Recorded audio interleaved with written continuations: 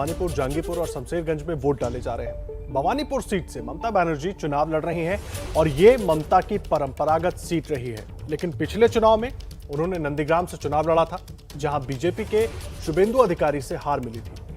आज भवानीपुर उपचुनाव को लेकर सुरक्षा के खास इंतजाम किए गए। मतदान केंद्रों के 200 मीटर के दायरे में धारा 144 लागू की गई।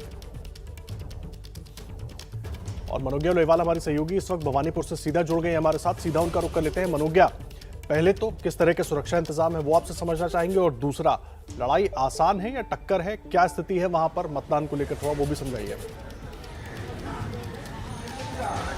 देखिए, मतदान पिछली बार 60 से 70% हुआ था, लेकिन आज जिस तरह से टर्नआउट हो रहा है, लगता नहीं है 60% भी पहुंच पाएगा। उपचुनाव में ऐसा ट्रेंड होता है। दिलचस्प है क्योंकि ये वही बूथ है जहां से ममता बनर्जी वोट करेंगी। यहीं से उम्मीदवार भी हैं, यहीं से वोटर भी हैं।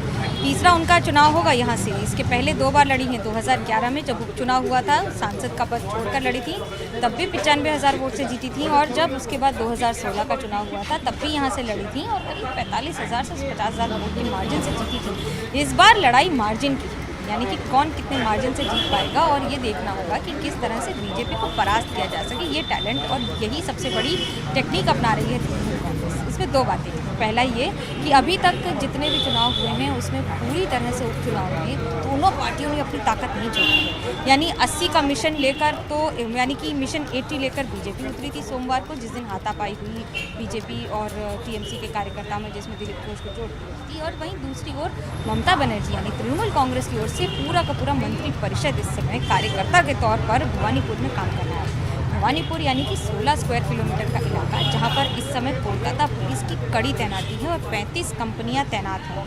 अब इसमें कोलकाता पुलिस की ओर से जहां रैपिड एक्शन फोर्स लगाई गई है, तो उसके साथ साथ 3 चीज़ें और ध्यान में रखी गई हैं। महिला पुलिस की संख्या बहुत ज़्यादा है।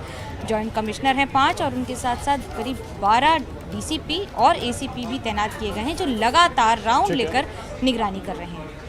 बहुत धन्यवाद आपका मनोज्ञा, आप नजर बनाकर रखिए, लगातार अपडेट लेते रहेंगे। मनोज्ञा लोहेवाल हमारे सहयोगी पूरी जानकारी दे रही थी भवानीपुर से, जहां पर ममता बनर्जी उपचुनाव में उतरी हुई हैं। उनकी परंपरागत सीट है। जिस तरह से मनोज्ञा पूरी जानकारी दे रही थी, सुरक्षा के चाक चौबंद इंतजाम किए गए, क्योंकि चुनाव प्रचार के दौरान हमने देखा किस तरह से नेताओं ने आरोप लगाए, धक्का भी हुई, उसके अलावा सुरक्षा को लेकर के भी सवाल उठे।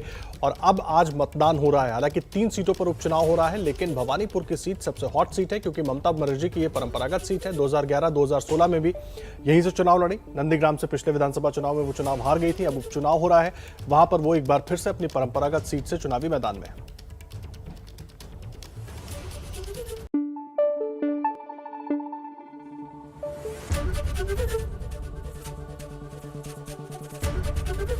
एबीपी न्यूज आपको रखे आगे।